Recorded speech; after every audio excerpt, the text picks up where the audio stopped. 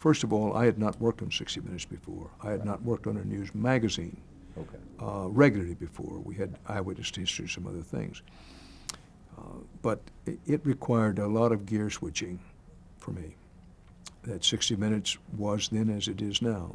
Basically 3 reports in the neighborhood of sometimes 11, sometimes 17 minutes, but somewhere in that range. And Andy Rooney wasn't yet the closer of the program, but then some special segment at or near the end of the program. But what it required for me, at the White House, I had a regular beat. I went to the White House every day, was eager to get there every day. I covered it for 10 years, proud to be there, but it was a set beat. With CBS reports, long-form documentaries, a lot of research, a lot of writing, rewriting, working with producers. The pace at 60 Minutes was immediately really rapid, and I loved that.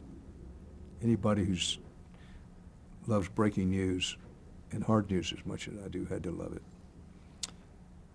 it. There was a young, enthusiastic staff mixed with some older, experienced producers, some of whom went back to Murrow's time itself, and run by Don Hewitt, whose time went back to Murrow itself. I loved it from the first moment I went in.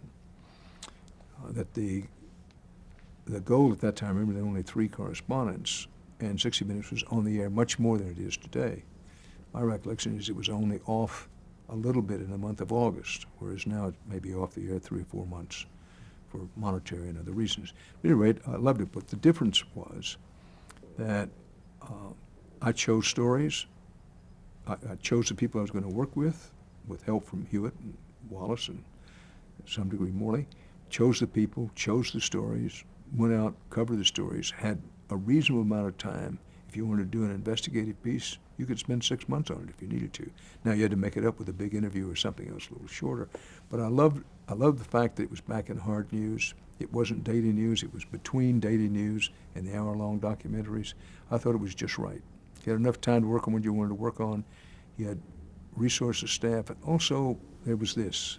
From the time 60 Minutes moved to 7 o'clock, and when I came there, I don't think there's any correlation between these things. It took off and became a talk about program. Somehow, some way in that period, really beginning in 1976, man, it just took off. And it's always good to be working on something where when, the boss calls, he's excited about it, ratings are up, advertisers want to get on it, everybody's talking about it. It was wonderful.